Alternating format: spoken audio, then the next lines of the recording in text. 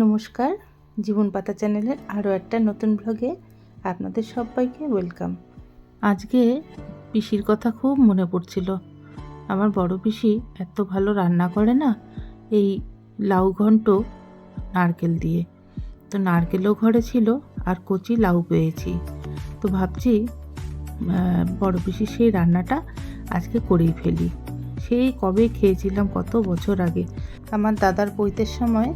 সেই সুদূর মধ্যপ্রদেশ থেকে বড় পিসি আমাদের হ্যামিল্টনগঞ্জের বাড়িতে এসেছিল এই দাদার পৈতে উপলক্ষে। আর সেই সময় একদিন এই রান্নাটা করে খাইয়েছিলেন। এত স্বাদ লেগেছিল, আমি তো কোনোদিনও খাইনি এরকম রান্না। আজকে সেই রান্নার কথা আর বড় পিসির কথা খুব মনে পড়ছিল, তো ভাবলাম করেই ফেলি। আর করার আগে বড় পিসিকে একটু ফোন করে নিই, একবার শুনে নিই কেমনভাবে করেছিল। তারপর বড় পিসির সঙ্গে কথা হলো, সব শুনে নিলাম আর বসে গেলাম রান্নার জোগাড়ে। আজকে সকালে খুব একটা তাড়াহুড়ো নেই, কারণ হাজবেন্ড যাবে 12:30টার পরে স্কুলে। সুতরাং সকালবেলা ধীরে সুস্থে একটু রান্নাবান্না করছি। আর আজ ছেলেমেয়েরও স্কুল নেই, ছুটি আছে। নারকেলটা আমাদের পাশের বাড়ি থেকে দিয়েছিল, অনেক দিন আগে দিয়েছিল। রাখতে রাখতে ভেতরে কেমন ফাপড়া মতন হয়ে গেছে। এটা খেতে কিন্তু বেশ লাগে। আমার কিন্তু এখানে আধমালা নারকেলও পুরোটা লাগবে না, তাই এখান থেকেই অল্প একটু নারকেল কুড়িয়ে নিচ্ছি। আর বাকিটা রেখে দেব, অন্য কাজে ব্যবহার করব। ভাবছি একটু পিঠে বানাবো, আর না হলে অন্য রান্নায় দিয়ে দেব। তো নিয়ে নিচ্ছি কড়াইতে সাদা তেল। কড়াইটা গরম হয়ে গেছে, আর তেলটা গরম হয়ে গেলে আমি এতে ফোড়নে একটু সাদা জিরে আর তেজপাতা দেব।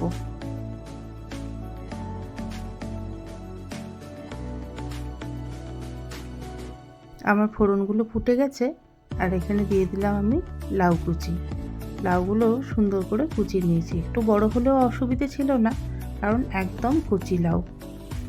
একটু নাড়াচাড়া করে নেব, আর এরপরে দিয়ে দেবো এখানে একটু জিরে গুঁড়ো আর ধনে গুঁড়ো, আর তার সাথে দেব একটু গোলমরিচের গুঁড়ো।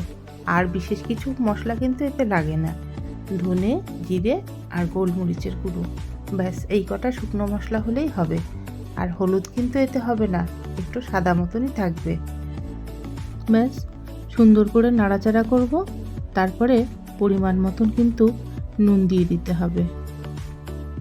আপনারা যদি চান তাহলে এতে হালকা ঝালের জন্য কাঁচা লঙ্কা ব্যবহার করতে পারেন।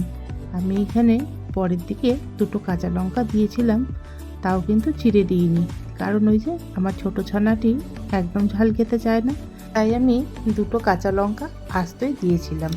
আর এই লাউয়ের নারকেল ঘন্টে অবশ্যই কিন্তু বড়ি আর ছোলা যোগ করবেন। আমার কাছে ছোলা আগে থেকে ভেজানো ছিল না, সেই জন্য আমি ছোলা দিতে পারলাম না, তবে বড়িটা আমি পরের দিকে ভেজে দিয়েছিলাম।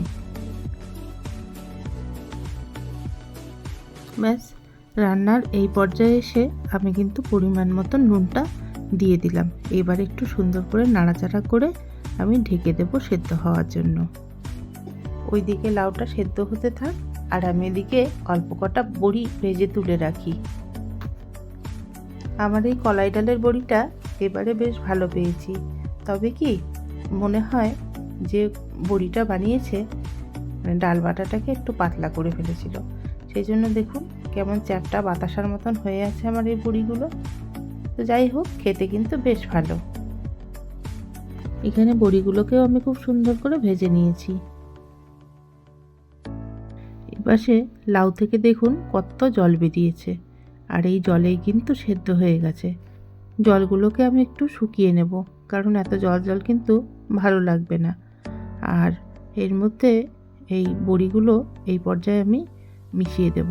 জলটা প্রায় শুকিয়ে এসছে, এরপরে দিলে কিন্তু বড়ি আবার ভাজা ভাজাই থেকে যাবে, সেদ্ধ হবে না।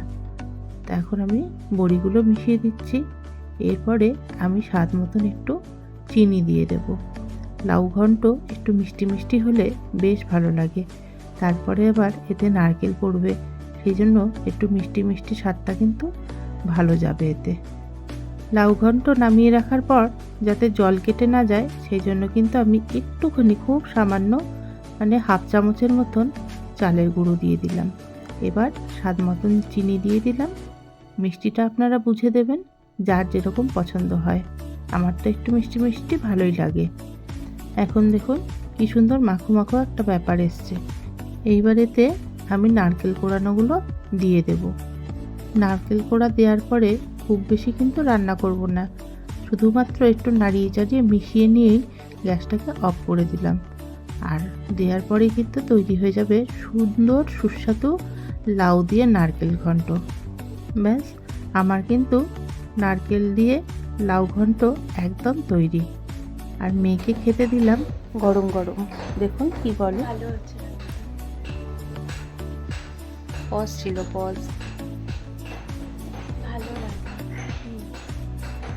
কোনদিন খেয়েছিস এরকম? এরকম ভাবে প্রত্যেকবার লাউ রান্না করি। তাই না? তাহলে কেন? রোজ লাউ কোথায় পাবো? কি বলে, নারকেল কোথায় পাবো? সোয়া 11টা বাজে, আর এখন খবর পেলাম আমাদের মাসি আজকে আসবে না, শরীর খারাপ করেছে। তো ছেলে বললো, মা তোমাকে হেল্প করে দিই বলে বালতিতে জল নিয়ে এসছে ঘর মোছার জন্য। আর ও কি পারে বলুন? এইভাবে ঘর মুছলে পরে অনেক জল জল হয়ে যায়।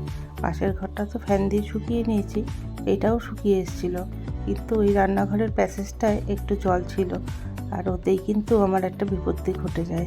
জলের মধ্যে পিছলে পড়ে আমার হাঁটুর মালাই চাকি একটু চির ধরে যায়। আর এখন ব্যান্ডেজ লাগিয়ে ঘরে শুয়ে আছি। 35 দিন রাখতে হবে, জানি না কি হবে আমার সংসারে। খুবই চিন্তায় আছি, এখন যে কি হবে, কে করবে সমস্ত কিছু। এই যে দেখছেন হাজব্যান্ড এখানে খাওয়া দাওয়া করছে, স্কুলে কিন্তু আর যেতেই পারিনি, অর্ধেক রাস্তা থেকে আবার ব্যাক করেছে। আমাকে তারপর ডাক্তারের কাছে নিয়ে গেল, প্রায় সন্ধ্যের দিকে ফিরলাম। সকাল থেকে ভালোই কাটাচ্ছিলাম, আর 12টার সময় যে আমার 12টা বেজে যাবে ভাবতেও পারিনি।